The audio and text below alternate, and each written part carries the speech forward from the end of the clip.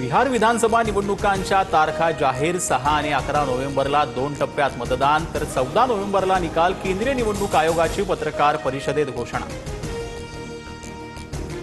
सरन्यायाधीश भूषण गवईंवर वकिलाकडून बूट फेकण्याचा प्रयत्न सनातन धर्माचा अपमान सहन करणार नाही असं म्हणत हल्ल्याचा प्रयत्न, मात्र गवईंच्या सूचनेवरून वकिलाला सोडून दिलं।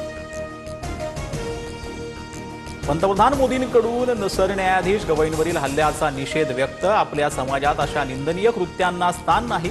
मोदींची प्रतिक्रिया, मुख्यमंत्री फडणवीसांनीही निषेध नोंदवला। अजित पवारांविरोधात मोठं षडयंत्र सुरू, भुजबळ आणि परळीच्या गँगकडून पवारांचं कुटुंब संपवण्याचा घाट। जरांगेंचा आरोप तर परळीच्या टोळीला वडेट्टीवार नावाचा नवा भिडू भेटलाय, जरांगेंची टीका।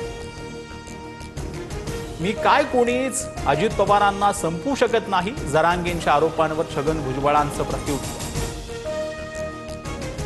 शेतकऱ्यांना हेक्टरी 50,000 द्या आणि कर्जमाफी करा, उद्धव ठाकरेंची पंतप्रधान मोदींकडे मागणी। 8 तारखेच्या मुंबई दौऱ्यात हातूरमातूर घोषणा करून जाऊ नका, ठाकरेंची टीका।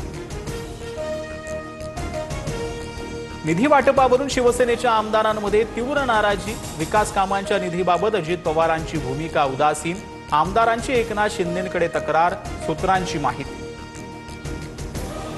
बनावट पासपोर्ट प्रकरणी निलेश घायवळवर गुन्हा दाखल, कोथरूड पोलीस स्टेशनमध्ये घायवळसह आणखी 2 दोघांवर गुन्हे, घायवळनं बनावट कागदपत्रांच्या आधारे पासपोर्ट बनवल्याचा आरोप।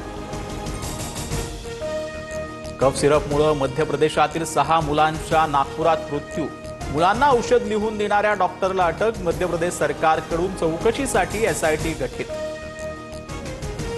राज आणि उद्धव ठाकरेंमध्ये 5 पालिकांवर एकमत, मुंबई ठाकरे बंधूंचाच महापौर होणार, संजय राऊतांकडून मुंबई मनपा ठाकरे बंधू एकत्र लढण्याचे संकेत।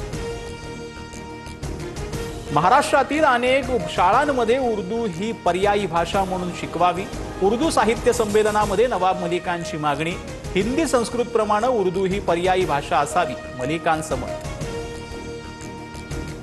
यवतमाळ जिल्ह्यातील वणी पोलीस स्टेशनला ठाकरेंच्या शिवसैनिकांचा घेराव, अशोक उईकेंचा ताफा अडवल्यानं 10 जणांवर गुन्हा दाखल झाल्यानंतर आक्रमण।